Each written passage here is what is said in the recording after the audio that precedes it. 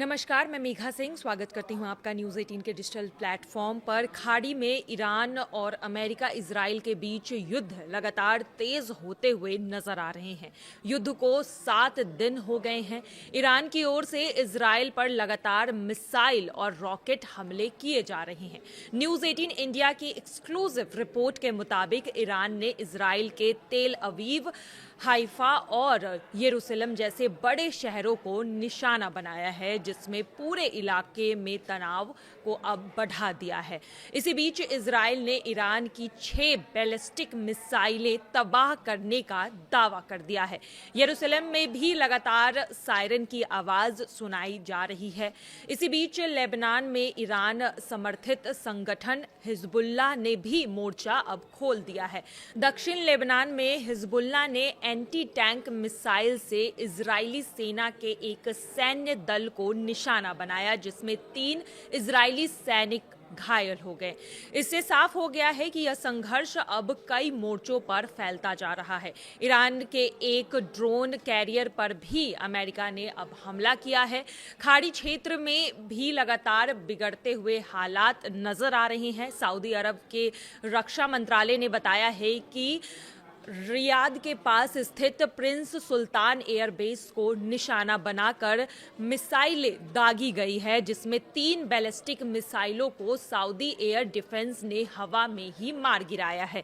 यह वही एयरबेस है जहां पहले अमेरिकी सैन्य विमान तैनात रहते थे। फिलहाल किसी बड़े नुकसान या हताहत की जानकारी सामने नहीं आई है। लेबनान में हालात अब पूरी तरह से बेकाबू होते हुए नजर आ रहे हैं और मिडिल ईस्ट की यह आग हर बीतते घंटे के साथ और भी भड़कती जा रही है। इजरायली सेना ने बेरूत के दक्षिणी उपनगरों को भी निशाना बनाने के बाद अब दक्षिणी लेबनान में रिहायशी इलाकों और तटीय शहरों पर हमले तेज कर दिए हैं। सिडोन जैसे घनी आबादी वाले शहर को भी ताज़ा हवाई हमले से दहशत का सामना करना पड़ा, जिससे पूरे इलाके में दहशत का माहौल जो है वो पैदा हो गया है, जहां एक रिहायशी इमारत को निशाना बनाया गया।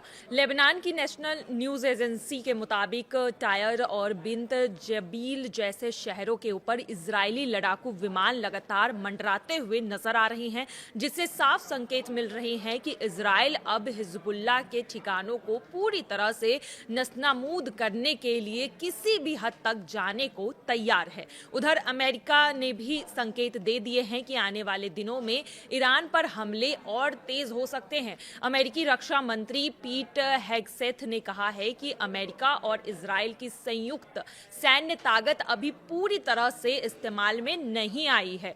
उनका कहना है कि अगर अभी तक लोगों को लग रहा है कि बहुत बड़ा हमला हो चुका है, तो उन्हें इंतजार करना चाहिए, क्योंकि आगे और भी बड़ा सैन्य अभियान आने वाला है।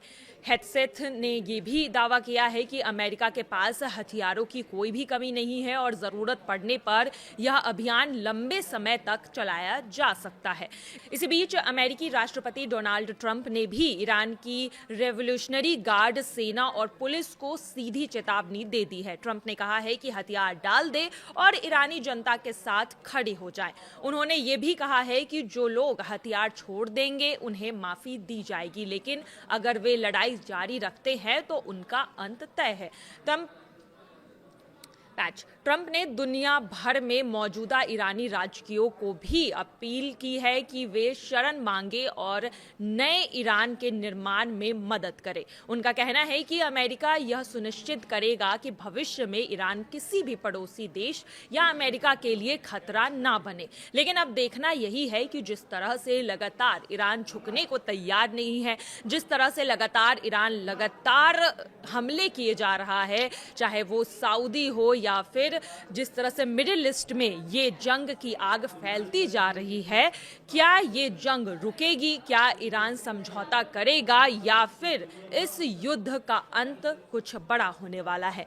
फिलहाल की खबरों में आज के लिए बस इतना ही। बाकी की तमाम खबरों के लिए देखते रहिए न्यूज़ 18 का डिजिटल प्लेटफॉर्म। धन्यवाद।